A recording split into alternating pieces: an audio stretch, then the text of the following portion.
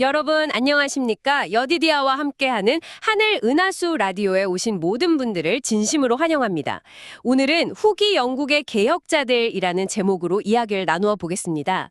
세상의 엄청난 억압 속에서도 진리의 말씀이 평범한 사람들에게 어떻게 전달되고 지켜졌는지 영국의 위대한 개혁자들의 목숨을 건 영적 전투를 여러분과 함께 깊이 탐구해 봅니다. 여디디아님, 오늘 이야기 정말 기대가 되는데요. 지배층이 진리 전파를 그토록 철저히 막았던 영적 암흑기에 도대체 어떻게 평민들의 손에 성경이 쥐어질 수 있었던 건가요? 네, 저도 오늘 시간이 참 기대가 됩니다. 그 중심에는 윌리엄 틴덜이라는 인물의 엄청난 헌신이 있었습니다. 당시 성경은 전부 라틴어로만 되어 있어서 그 평범한 사람들은 도저히 읽을 수가 없었거든요. 아, 라틴어면 일반 평민들은 아예 접근조차 불가능했겠네요. 맞습니다. 그래서 틴덜은 밭을 가는 소년이 당시의 종교 지도자들보다 성경을 더 많이 알게 하겠다, 막 이런 결심을 하고 영어 신약 성경 번역에 목숨을 걸었습니다. 핍박을 피해서 숨어 지내면서도 인쇄를 절대 멈추지 않았죠. 와, 목숨까지요. 정말 대단한 헌신입니다. 네, 그런데 여기서 정말 흥미로운 약간 아이러니한 기적이 하나 일어납니다. 영국의 더햄 감독이 성경을 모조리 잿더미로 만들어버리려고 막대한 돈을 주고 틴덜 측으로부터 성경을 싹쓸이해서 사들인 겁니다. 잠깐만요. 성경을 없애버리려고 아예 돈을 주고 다 사버렸다고요? 그럼 책이 다 불타서 오히려 틴덜의 사역이 완전히 무너진 것 아닌가요? 바로 거기가 진짜 놀라운 포인트인데요. 그 감독이 지불한 엄청난 돈이 오히려 틴덜에게는 이전 번역의 오류를 고치고 질이 훨씬 좋은 심판 성경을 대량으로 인쇄할 수 있는 아주 든든한 자금이 되어버렸거든요. 아하, 그러니까 억압의 댐을 높이 쌓을수록 막혀있던 진리의 물결이 오히려 더 거세게 범람해버린 거네요? 탄압하려는 시도가 더 나은 성경 보급의 날개가 된 셈이군요. 정확한 비유입니다. 그런데 이렇게 성경이 평민들에게 막 널리 보급되다 보니까 필연적으로 엄청난 문제가 생기게 됩니다. 하긴 사람들이 성경을 직접 읽고 나면 자신들을 다스리는 왕조차도 하나님의 법을 어기고 있다는 걸 깨달았을 테니까요. 네, 맞아요. 말씀이 퍼지면서 자연스럽게 세속 권력과 하나님의 권위가 꽝하고 강하게 충돌하게 된 거죠. 이 부분에서 스코틀랜드의 존 녹스가 대표적인데요. 아, 존 녹스요? 네. 그는 당대 최고의 권력이었던 스코틀랜드의 메리 여왕 앞에서도 전혀 타협하지 않았습니다. 참된 종교의 권위는 세상의 군주가 아니라 오직 하나님께로부터 온다고 굳게 믿었기 때문이죠. 아니, 당신은 왕의 말이 곧 법이고 목숨이 왔다 갔다 하던 시대잖아요. 자칫하면 반역죄로 처형당할 수도 있었을 텐데 녹스가 어떻게 여왕 면전에서 그렇게 당당하게 맞설 수 있었던 건가요? 녹스는 통치자에게 무조건 순종해야 한다는 여왕의 압박에 대해서 아주 단호하게 선을 그었습니다.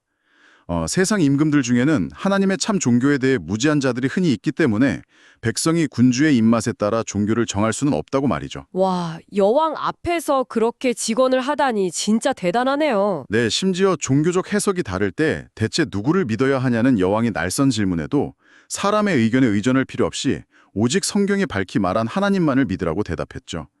압제자의 권력보다 성경의 권위가 훨씬 우위에 있다는 걸 생명을 걸고 증명한 겁니다. 지나고 나서 이후 존 웨슬리의 시대에 와서는 이 진리가 개인의 성결한 삶과 영적 부흥으로 이어지잖아요. 네, 그렇습니다.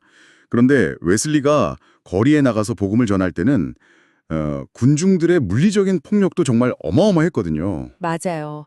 엄청난 위협을 받았을 텐데 이 위기는 어떻게 이겨냈나요? 웨슬리의 생애를 살펴보면 이건 추자연적이라고밖에 설명할 수 없는 하나님의 기적적인 보호하심이 있었습니다.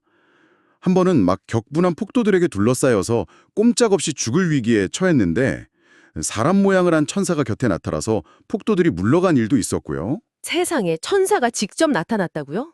네, 그리고 아주 건장한 남자가 참나무 몽둥이로 웨슬리의 뒤통수를 여러 번 냅다 내리쳤는데도 이상하게 그게 다 빗나갔습니다. 와, 마치 보이지 않는 방패가 감싸고 있는 것 같네요. 맞습니다. 심지어 돌에 맞아 피가 날 정도로 세게 얻어맞았을 때도 가벼운 볏짚으로 맞는 정도의 느낌 외에는 아무런 고통을 느끼지 못했다고 합니다. 하나님께서 그를 신비롭게 보호하신 거군요. 네, 그리고 이런 철저한 보호 속에서 웨슬리는 매우 중요한 신학적 균형을 깨닫게 됩니다. 바로 믿음으로 얻는 의의와 십계명을 포함한 하나님의 율법이 결코 폐지되지 않고 완전한 조화를 이룬다는 점이죠. 아, 그 부분 좀 더 자세히 짚어볼게요. 보통 하나님의 은혜로 구원받았다고 하면 십계명 같은 도덕적인 법은 이제 더 이상 얽매일 필요가 없다고 오해하기 쉽잖아요. 그렇죠. 하지만 웨슬리는 그걸 명확히 바로잡았습니다. 비유하자면 도저히 갚을 수 없는 엄청난 빚을 지고 있던 사람이 하나님의 은혜로 침례를 받고 모든 빚을 완전히 탕감받았다고 해도죠. 네, 침례를 받고 빚이 싹 사라진 거군요. 네. 그럼 그 사람이 이제 내 마음대로 막 불법을 저지르면 살아도 된다고 할까요? 아니죠. 오히려 그 크신 은혜에 너무 감사해서 자발적으로 법을 더 철저하게 지키게 되는 원리와 같습니다. 아, 믿음이 율법을 무효화하는 게 아니라는 말씀이시군요. 맞습니다. 오히려 성령의 서럽게 하시는 능력으로 율법에 온전히 순종하는 성결한 삶의 열매를 맺게 한다는 겁니다. 아, 정말 완벽한 비유네요. 오늘 이야기를 나누다 보니 마음이 참 숙연해집니다. 진리를 평민들에게 전하기 위해 기꺼이 목숨을 바친 틴덜, 거대한 권력 앞에서도 흔들림 없었던 녹스, 그리고 하나님의 율법과 은혜를 온전히 깨달은 웨슬리까지요. 네, 이들의 치열한 삶은 오늘날 우리에게 아주 묵직한 질문을 던져줍니다. 과연 우리는 그들이 피 흘려 지켜낸 이 진리의 말씀을 얼마나 가치 있게 여기고 또 삶으로 살아내고 있는가 하고 말이죠. 맞습니다. 여러분의 삶은 어떠신가요? 단순히 성경을 지식으로만 아는 것을 넘어서 어떤 시련 속에서도 하나님의 보호하심을 신뢰하며 말씀대로 순종하며 살아가는 성결한 삶을 살고 계신가요? 여러분, 오늘 하루의 삶 속에서 세상과 타협하지 않고 끝까지 지켜내야 할 단 하나의 영적 진리는 무엇입니까? 깊이 성찰해 보시길 바라며 오늘 이야기 마치겠습니다. 여러분, 오늘의 하늘은 하수 라디오 어떠셨나요? 매일매일 저녁 9시에 더 다양하고 흥미로운 주제로 여러분들을 찾아오도록 하겠습니다. 구독과 좋아요, 알림 설정은 저에게 큰 힘이 됩니다. 내일 다시 만나요. 안녕.